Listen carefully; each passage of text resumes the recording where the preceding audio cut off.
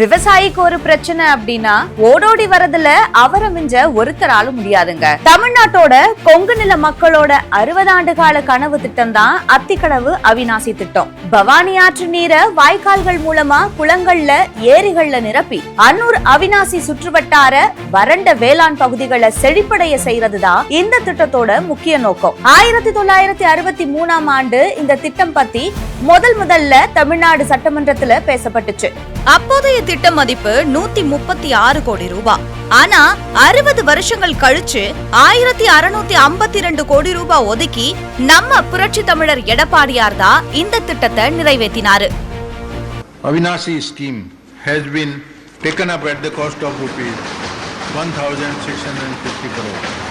அத்திக்கடவு அவிநாசி திட்டத்தை மொத்த தமிழ்நாடும் ஒரு புரட்சி திட்டமா இன்னைக்கும் பாக்குது. ஆனா இந்த திட்டமே ஒரு ஏமாத்து வேலை அப்படிங்கிற மாதிரி நினைச்சு திமுக அரசியல்வாதிகள் வெறுத்து ஒதுக்கினாங்க.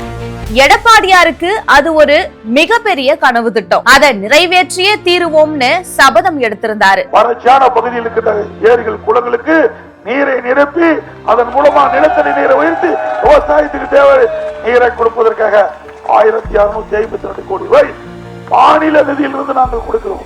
2019ஆம் ஆண்டு பிப்ரவரி மாதம் 28ஆம் தேதி எடப்பாடியார் அத்திக்கடவு அவிநாசி திட்டத்தை அடிக்கல் நாட்டி தொடங்கி வச்சாரு.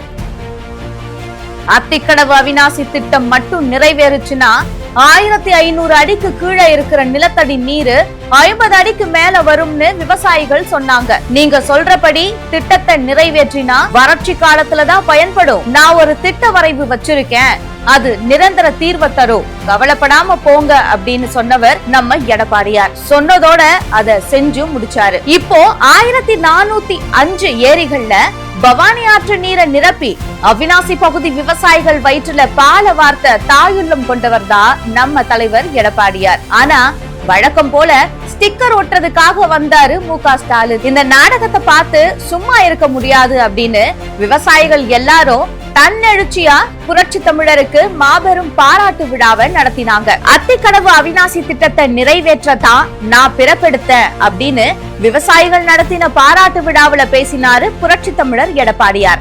விவசாயிகள் எல்லாம் ஒன்றாக சேர்ந்து இந்த அத்திக்கடவு அவிநாசி கூட்டமைப்பினர் நடத்துகின்ற பாராட்டு உண்மையிலேயே நான் மகிழ்ச்சி வருகின்றேன். நான் பிறந்த பிறவி பயனை அடைந்து விட்டேன். எடப்பாடியார் அவர்கள் பிறந்ததால கொங்கு பகுதி மட்டுமில்ல தமிழகமே இனி செழிக்க போகுது. அந்த காலம் வெகு தூரத்துல இல்ல.